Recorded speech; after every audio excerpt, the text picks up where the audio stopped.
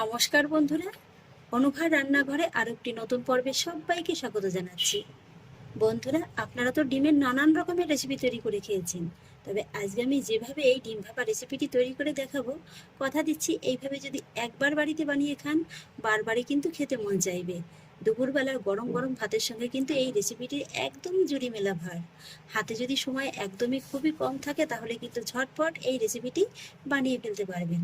আর সেই জন্য দেখুন বন্ধুরা, এখানে কিন্তু আমি নিয়ে নিয়েছি 6টি ডিম। ডিমগুলোকে আমি আগেই সেদ্ধ করে খোসাটাকে ছাড়িয়ে নিয়েছি। এবার আমি ডিমটাকে একটা সাইডে রেখে দেব। আর এবার আমি ডিম ভাপা তৈরি করার জন্য একটা মশলা তৈরি করে নেব। নিয়ে নিয়েছি ছোট দেখে একটা মিক্সার জার, জারের ভিতরে নিয়ে নেব 3 টেবিল চামচের মতো পোস্ত দানা। আর তার মধ্যে নিয়ে নেব 1 টেবিল চামচ কালো সরিষা, আপনারা এখানে হলুদ সরিষাটাও ব্যবহার করতে পারেন। আর এবার নিয়ে নেব 8 থেকে 10টির মতো ভাঙা কাজু। তারপরে নিয়ে নেব ঝাল ঝাল দেখে 3টি কাঁচা লঙ্কা। তারপরে নিয়ে নেব হাফ ইঞ্চি পরিমাণে 4 থেকে 5 টুকরোর মতো আদা। এবার এই মশলার ভিতরে একটু বেশি করে জল দিয়ে আমি একটা স্মুথ পেস্ট তৈরি করে নেব।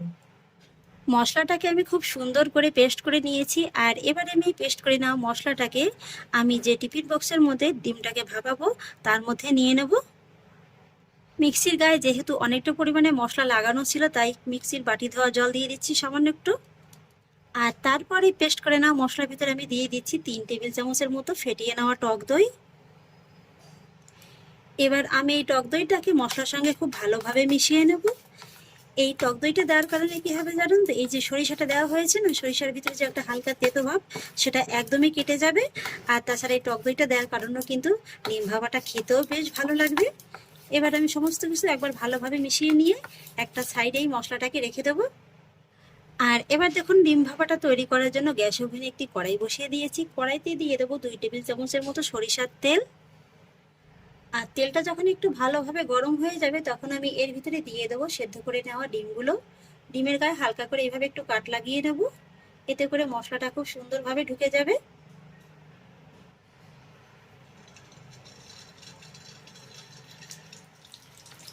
ডিমগুলোকে আমি দিয়ে দিয়েছি। আর এবার আমি মিডিয়াম ফ্লেমে এই ডিমগুলোকে প্রথমে হালকা করে একটু ভেজে নেব। ডিমগুলো ভাজার সময় প্রথম অবস্থাতেই কিন্তু এর ভিতরে লবণ আর হলুদটা দিতে যাবেন না, তাহলে কি হবে, লবণ আর হলুদের যে রংটা আছে এটা কিন্তু তেলের সঙ্গে একদম পুড়ে যাবে, সেক্ষেত্রে কিন্তু রান্নাটা খেতে ভালো লাগবে না। তাই এইভাবে মোটামুটি ততক্ষণই অপেক্ষা করতে হবে যতক্ষণ না পর্যন্ত ডিমটা একটু ভালোভাবে ভাজা হচ্ছে।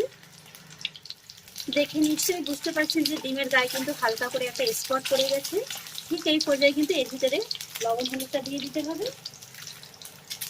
তাই প্রথমেই দিয়ে দিচ্ছি ছোট হাফ চা চামচের মতো হলুদ গুঁড়ো। এই সময় কিন্তু গ্যাসের ফ্লেমটাকে একেবারে ছিমে রাখতে হবে। তারপরে দিয়ে দিচ্ছি ছোট হাফ চা চামচের মতো কাশ্মীরি লঙ্কার গুঁড়ো, এতে করে কালারটা খুব সুন্দর আসবে। আর দিয়ে দিচ্ছি ছোট হাফ চা চামচের মতো লবণ। এবার ফাইনালি সমস্ত মশলার সঙ্গে ডিমটাকে একবার ভালোভাবে মিশিয়ে খুব ভালোভাবে ভেজে নিতে হবে। এইভাবে ভেজে নিলে দেখতে পাবেন যে ডিমের ভিতরে খুব সুন্দর একটা কালার চলে এসেছে। আশা করি নিশ্চয়ই দেখে বুঝতে পারছেন যে ডিমের গায়ে খুব সুন্দর একটা কালার চলে এসেছে। এর থেকে কিন্তু বেশি ভাজার প্রয়োজন নেই।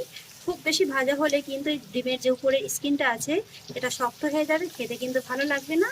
তাই এই স্টেজে কিন্তু ভাজা ডিমগুলোকে তুলে নিতে হবে। আর এই একই তেলের মধ্যে দিয়ে দিতে হবে আবারও 1 টেবিল চামচের মতো তেল। আর তারপর আমি তেলটা যখন আবার একটু গরম হয়ে যাবে তখন এর ভিতরে অ্যাড করব 1 টেবিল চামচের মতো রসুন কুচি। রসুনটাকে হালকা করে একটু ভেজে নেব। রসুনটাকে আমি হালকা করে একটু ভেজে নিয়েছি, কাঁচা রসুনের গন্ধটা কিন্তু একদম চলে গেছে। আর ঠিক এই স্টেজে আমি এর ভিতরে অ্যাড করব বড় সাইজের একটা পেঁয়াজ কুচি। পেঁয়াজটাকে দেখুন আমি কিন্তু এইভাবে একটু পাতলা পাতলা করে কুচিয়ে নিয়েছি। এবার পেঁয়াজ আর রসুনটাকে কিন্তু একটু বেশ ভালোভাবে ভেজে নিতে হবে, মোটামুটি লালচে একটা রং ধরিয়ে কিন্তু ভেজে নিতে হবে। পেঁয়াজ আর রসুনটাকে কিন্তু আমি খুব সুন্দর করে ভেজে নিয়েছি। আর ঠিক এই পর্যায়ে আমি এর ভিতরে অ্যাড করব মিডিয়াম সাইজের একটি পাকা টমেটো কুচি। এবার লো ফ্লেমে টমেটো কুচিটাকেও কিন্তু পেঁয়াজ রসুনের সঙ্গে একটু ভালোভাবে কষিয়ে নিতে হবে। আমি যেহেতু আগেই ডিম ভাজার সময় লবণ আর হলুদটা দিয়েছিলাম, তাই কিন্তু এখানে আলাদা করে আর কোনো মশলা অ্যাড করছি না। ফাইনালি দেখুন আমার কিন্তু এই পেঁয়াজ রসুন আর টমেটোটাকে খুব ভালোভাবে কষিয়ে নেওয়া হয়ে গেছে। এবার আমি গ্যাসের ফ্লেমটাকে অফ করে দেব। আর তারপরে এই যে তৈরি করে নেওয়া আগের মশলার ভিতরে এই পেঁয়াজ আর রসুনটাকে দিয়ে দেব। পুরো মশলাটাকে আমি দিয়ে দিয়েছি। আর এবার আমি এই মশলার ভিতরে অ্যাড করব 1 থেকে 1.5 টেবিল চামচের মতো সরিষার তেল। তারপরে অ্যাড করব ছোট হাফ চা চামচের মতো হলুদ গুঁড়ো। সুন্দর একটা কালারের জন্য অ্যাড করব 1 চা চামচের মতো কাশ্মীরি লঙ্কার গুঁড়ো। তারপরে অ্যাড করব স্বাদ অনুযায়ী লবণ। আর এবার অ্যাড করব স্বাদের ব্যালেন্সটা ঠিক রাখার জন্য ছোট হাফ চা চামচের মতো চিনি। এবার ফাইনালি মশলাগুলোকে আমি খুব ভালোভাবে মিশিয়ে নেব। মশলাগুলোকে আমি খুব সুন্দরভাবে মিশিয়ে নিয়েছি। এবার আমি এর ভিতরে এক এক করে ভেজে নেওয়া ডিমগুলোকে অ্যাড করব। মশলার সঙ্গে ডিমগুলোকে একটু ভালোভাবে মিশিয়ে নেব। ডিমগুলোকে আমি মশলার ভিতরে খুব সুন্দরভাবে মিশিয়ে দিয়েছি। আর এবার আমি ডিম ভাজার যে এক্সট্রা তেলটা আছে এটাও এই ডিমের উপরে দিয়ে দেব। তারপরে দিয়ে দেবো আবারও 1 চা চামচের মতো সরিষার তেল। এবার সুন্দর একটা ফ্লেভারের জন্য অ্যাড করব 3টি কাঁচা লঙ্কা। লঙ্কাগুলোকে কিন্তু আমি চিড়ে দেইনি, এইভাবে গোটাই রেখে দিয়েছি। এবার ফাইনালি টিফিন বক্সের ঢাকনাটা আমি আটকে দেব।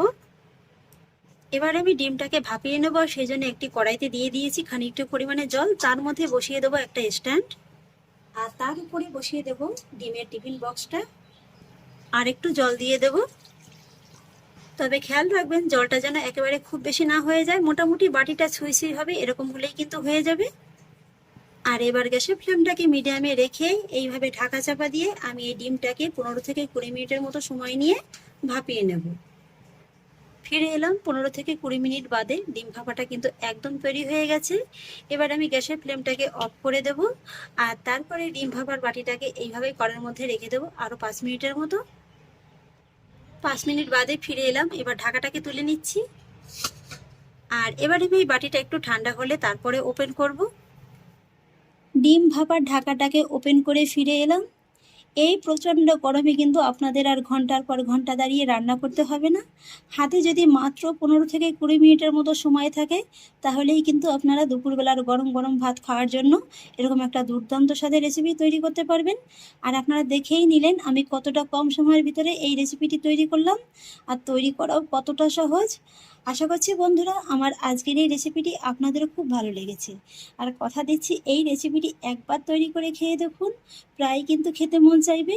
আর আমার আজকের এই রেসিপিটি যদি আপনাদের একটু হলেও ভালো লেগে থাকে তাহলে আমাকে অবশ্যই একটা লাইক এবং কমেন্ট করবেন, সেই সঙ্গে বন্ধুদের সঙ্গে শেয়ার করবেন। আর প্লিজ বন্ধুরা যদি আমার পরিবারের নতুন সদস্য হয়ে থাকেন তাহলে একটা সাবস্ক্রাইব করে পাশে থাকা বেল আইকনটি প্রেস করে দেবেন। ফিরে আসছি এরকমই পরের অন্য কোনো নতুন রেসিপি নিয়ে। সবাই ভালো থাকুন, সুস্থ থাকুন, ধন্যবাদ।